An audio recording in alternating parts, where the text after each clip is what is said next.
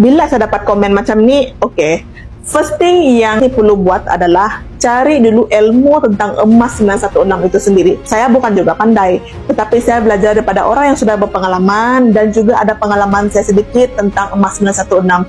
Sebenarnya tuan-tuan dan puan-puan, untuk kita menjaga keuntungan kita dengan emas ni, kita kena tahu apa strategi emas itu sendiri. Macam mana emas ni boleh untung dan macam mana kita boleh mengurangkan kita punya kos-kos kerugian ni. Apa jenis emas yang sesuai?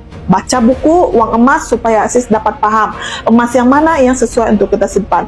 Tapi too good to be true, kalau kita simpan emas tu kita untung dalam masa yang sangat singkat.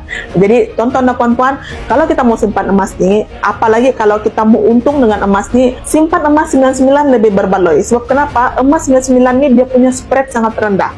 Jadi kalau kita simpan emas 916, memang kita beli di kedai emas dia mahal. Sebab kos untuk membuat emas 916 ni lebih mahal. Jadi kalau kita mau jual pun jangan heran kalau kita dapat harga yang kurang daripada masa kita beli. Itulah yang kita panggil spread, tuan-tuan dan puan-puan. Jadi kalau untuk elak rugi, kalau kita tidak mau rugi banyak dalam emas ni, kita kena tahu apa jenis emas yang sesuai kita simpan. Kalau kita simpan 916, memang kita rugi banyak lah. Kalau kita yang memang bukan pemakai barang kemas. Kalau kita memang beli emas ni untuk tujuan jangka panjang, untuk kita simpan emas 999 lebih berbaloi.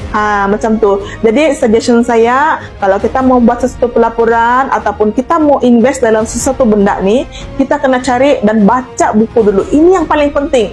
Tidak ada yang kita dapat hari ini kita buat, kita terus apply, kita pandai. Tidak. Tetapi bila kita baca buku, kita dapat jimat masa kita dengan memahami sesuatu pelaburan tu lebih bagus.